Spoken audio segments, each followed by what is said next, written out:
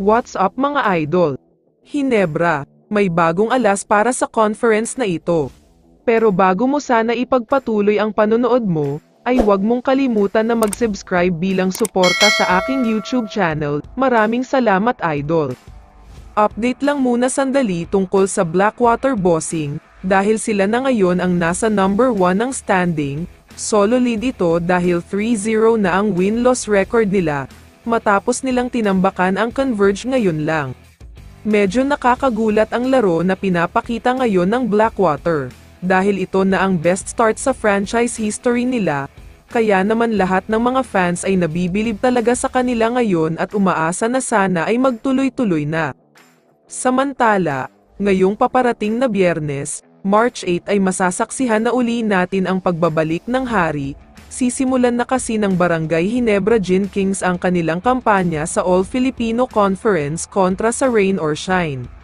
Sobrang taas ang expectation ng mga fans ng Hinebra dahil unang-una ay medyo matagal ang naging pahinga nila, pangalawa ay nangako sila na hindi lang hanggang semifinals ang mararating nila, kaya naman umaasa ang mga fans ng mas magandang performance.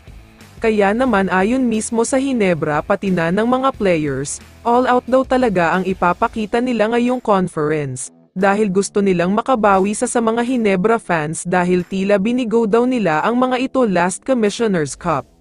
Kaya naman ngayong Philippine Cup ay may alas daw ang Barangay Hinebra, at ito nga ay walang iba kundi si Sydney Onwubere, dahil nakiusap na daw ito sa mismong management at kay Coach Team ng mahabang playing time.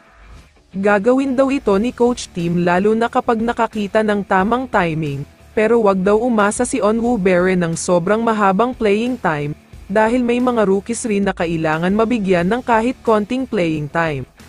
Pero umaasa ang coaching staff lalong-lalo na si Coach Team, na sana kapag nabigyan ng playing time itong si Onwubere ay gawin niya ang lahat ng makakaya niya, dahil malaki ang expectation sa kanya at siya ang plano gawing alas sa conference na ito. Sa tingin ko ay capable naman siya na maging isang magaling na player, medyo kulang lang talaga sa playing time kaya hindi masyadong maganda ang pinapakita niya, pero nakita nyo naman noong PBA on tour ay good performance naman siya. Tama lang ang desisyon ng Hinebra na bigyan siya ng minuto kahit papaano para lumabas talaga ang potential niya, at kapag naging star player siya ay pwede pa siyang gawing trade asset ng Barangay Hinebra. Kaya naman kung ikaw ang tatanungin idol, ano ang masasabi mo sa alas ng Hinebra?